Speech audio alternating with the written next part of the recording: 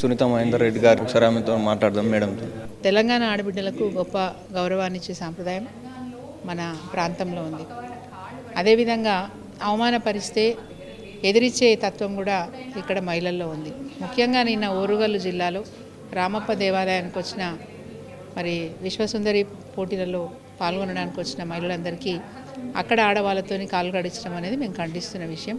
ఎందుకంటే అదే ఓరుగల్లు జిల్లాలో పూర్వం రాజులు గిరిజన బిడ్డల్ని అవమానపరుస్తూ ఆడబిడ్డల్ని అవమానపరుస్తూ వారిని హింసించిన ప్రయత్నాలు చేసినప్పుడు సమ్మక్క సారలమ్మలు ఆడబిడ్డల్ని కాపాడడం కోసం పోరాటం చేసిన గడ్డ ఆ గడ్డ.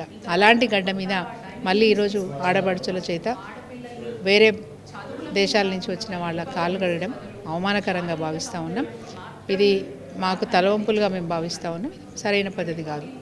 అదేవిధంగా కాకతీయ రాజుల కాలంలో రాణి రుద్రమాదేవి గొప్ప గౌరవాన్ని తీసుకొచ్చింది మాకు.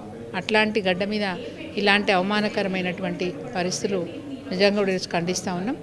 భవిష్యత్తులో ఆడబిడ్డ ఊసురు పోసుకున్న రేవంత్ రెడ్డి ప్రభుత్వానికి ఇది మంచిది కాదని చెప్పి భావిస్తాం.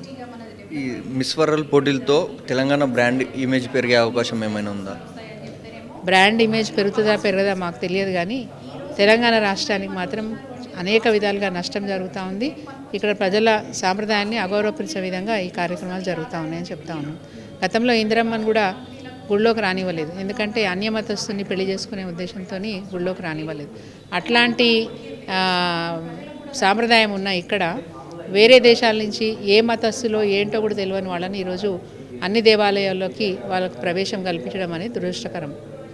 మన భారతదేశంలో జరిగిన ఒక విషయం సుప్రీంకోర్టు దాకా పోయింది. ఇందిరాగాంధీ గారిని గురువాయూర్ టెంపుల్లోకి రానివ్వకపోతే సుప్రీంకోర్టు దాకా పోయింది. సో సుప్రీంకోర్టు కూడా ఆ రోజు ఒక మంచి నిర్ణయాన్ని ప్రకటించింది.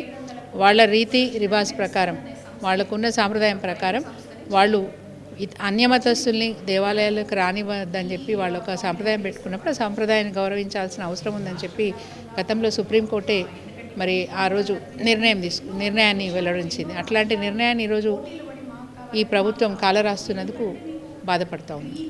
సీఎం రేవంత్ రెడ్డి మాట్లాడుతూ రాష్ట్ర ఆర్థిక పరిస్థితి బాగలేదని చెప్తూ మళ్ళీ మిస్ వరల్డ్ పోటీలకు ఇన్ని కోట్లు పెట్టడం అవసరం? ఆయనకు వచ్చే కమిషన్లు ఆయనకు వస్తాయి కదా. రేవంత్ రెడ్డి గారికి ఉన్న అలవాటు ఏంది? కాంట్రాక్టులు, కమిషన్లు, అవి తప్ప ఇంకో అలవాటే లేదు.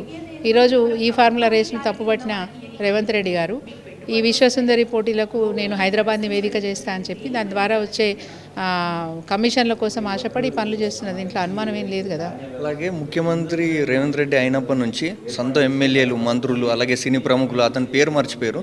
కానీ అతని పేరే ఇప్పుడు ఆయన్నే మర్చిపోయాడు. తెలంగాణ సీఎం నేను కాదన్నట్టు ఉత్తమ్ కుమార్ రెడ్డి అంటున్నాడు. ఆదాయం ఎక్కువైనప్పుడు ఆయనకు మైమర్చిపోతున్నాడు అనమాట. ఆదాయం ఎక్కువైపోయింది, తనను తాను మర్చిపోయేంత పరిస్థితిలోకి వెళ్ళిపోయాడు. ఆ మతి మరుపు ఆయనకు కాదు, ప్రజలు కూడా మర్చిపోయే పరిస్థితి వస్తుంది.